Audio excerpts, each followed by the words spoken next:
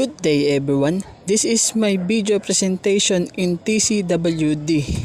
The topic is Media and Culture Globalization.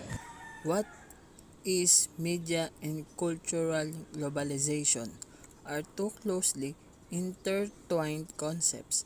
Media globalization refers to the increasing flow of media products and services across national borders, while cultural globalization is the process by which cultures around the world are becoming more interconnected and interdependent.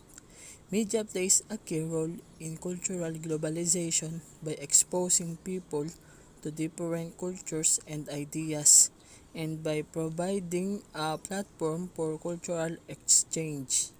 There are a number of factors that have contributed to media globalization, including the rise of multinational media corporations such as Disney, Warner Media, and Sony. These corporations own and operate media outlets around the world, which allows them to distribute their content to a global audience. The development of new technologies such as the internet and satellite television. These technologies have made it easier and more affordable to transmit media content across national borders. The growth of social media platforms such as Facebook, Twitter, and Instagram. Social media allows people to connect and share information with others from all over the world regardless of their location. Media globalization has had a significant impact on culture around the world. In some cases, it has led to the spread of Western culture, particularly American culture.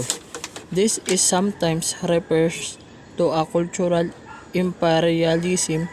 However, media globalization has also led to the spread of non-Western cultures and has also facilitated the development of new hybrid cultures. Here are some examples of the ways in which media has contributed to cultural globalization.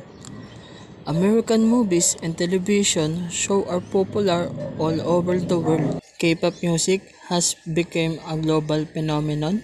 Bollywood films are widely watched in many countries.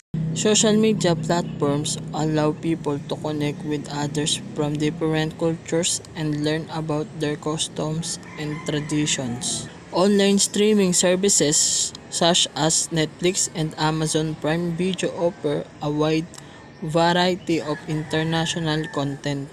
Media globalization is a complex phenomenon with a variety of effects. It is important to be aware of the potential benefits and drawbacks of media globalization in order to make informed decisions about how to consume and engage with media.